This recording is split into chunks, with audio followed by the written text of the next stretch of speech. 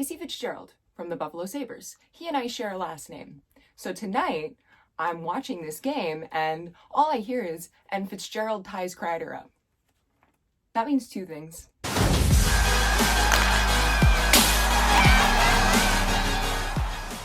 What's up, guys? Welcome back to the Glove Drop. Or should I say, what's up, guys? Welcome back to another episode of the New York Rangers win again. Not only did they win tonight, 5-4 over Buffalo in overtime, they also solidified the fact that they won.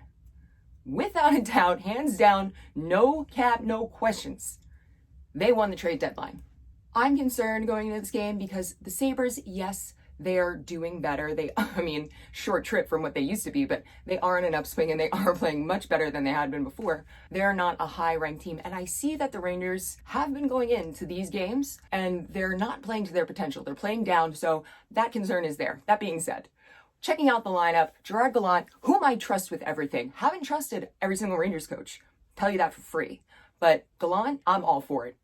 Vatrano gets that first goal, 3:59 in the first period.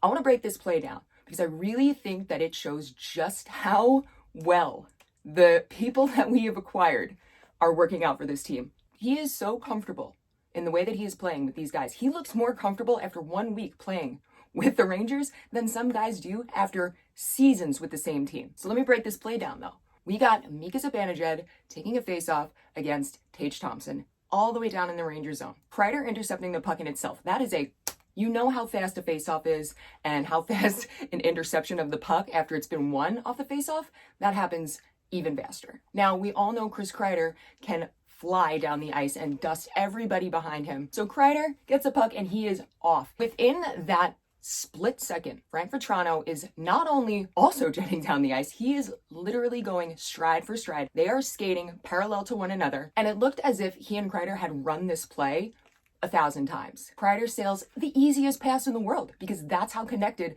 these two players were within that play. Sends it over to Vatrano and he puts it in. Puts it in past a 41-year-old goalie, Craig Anderson. I don't know. Some people say hang him up. I say there's always men's league. Even in the body language between the two players, they knew exactly what they were doing. They anticipated each other's next move. And the fact that this is going on between two dudes who have been playing, again, for a week is mind-blowing. And another thing, the Rangers are in full swing competition mode. It is game after game after game. They have had more games than they've had opportunities to practice. Unless they're playing mini sticks in the hotel, setting up these quick, if I intercept the puck play. So Vatrano being able to step in like that and click, it's mind-blowing. Frank Vatrano has this thing with wanting to score 18 seconds after the New York Rangers have scored a goal. We saw him do it last time. We saw him do it against Pitt. Kreider scores to get the Rangers up 2-0, and 18 seconds later, Frank Vatrano puts one in to bring them up 3-0. Today, he did the exact same thing, except he scored the first goal, and then 18 seconds after he scored his first goal, he scored again. 18, that's my new lucky number. Let's go. Frank Vatrano also is now in second place for fastest goals scored.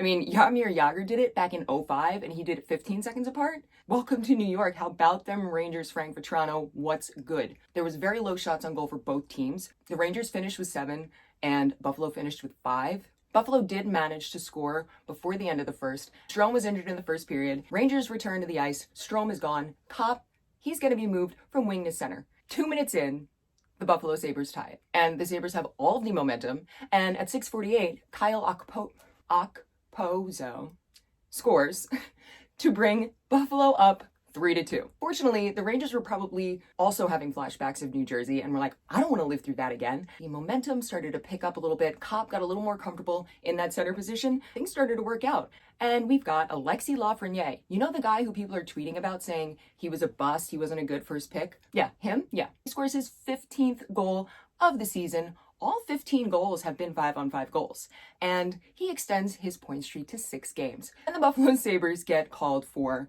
too many men on the ice. Now that is something that me and the Sabres have in common. We all can't count. The reaction from Sabres bench, a little bit different than my usual reaction. It could have gone either way. It was a really close call, but you know what? The Rangers have been getting effed by the refs for years. And what do the Rangers do? They take it like champs. What do the Rangers fans do? We take it to Twitter. Second period wraps up. It is tied still.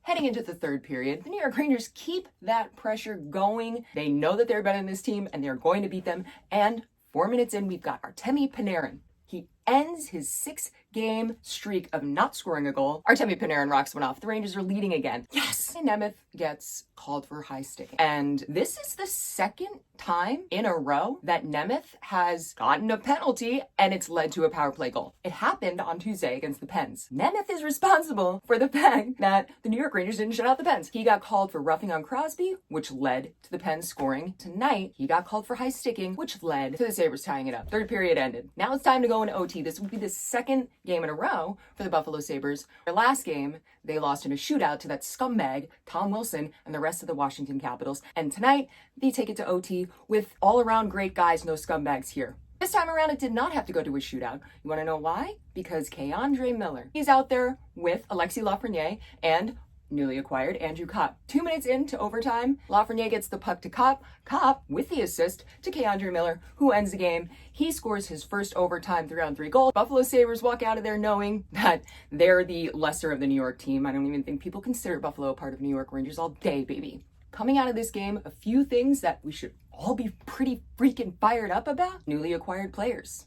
Andrew Copp with 2 assists. Frank Vatrano with 2 goals. Now, there was one other player on the Rangers who had 2 points tonight. Alexis Lafreniere. So, 2 dudes we got within the last 7 days, and the guy that everybody is shitting on Twitter for being a bust of a first-round pick, those 3 players all had 2 points in tonight's game. Those 3 players are putting in work, and I'm sure that they think your Twitter sucks. Something else to take from this game. We now know that when the wheels start to fall off, at least we know if that happens, they can come back, they can bounce back from that. Resiliency. Word of the season. So the New York Rangers are still in 3rd place with 89 points after 66 games played, trailing the Pittsburgh Penguins with 90 points, but we have a game in hand, and we're playing them next. The Rangers are heading down to Pittsburgh this Tuesday, 7 o'clock, taking on Sidney Crosby. And for those of you who may or may not have believed the thing that I said in my previous video, today in hockey, one of the kids said that he was going to the game tonight and that he was going to bring a sign that says, "Crosby, your mom tastes like strawberry cupcakes."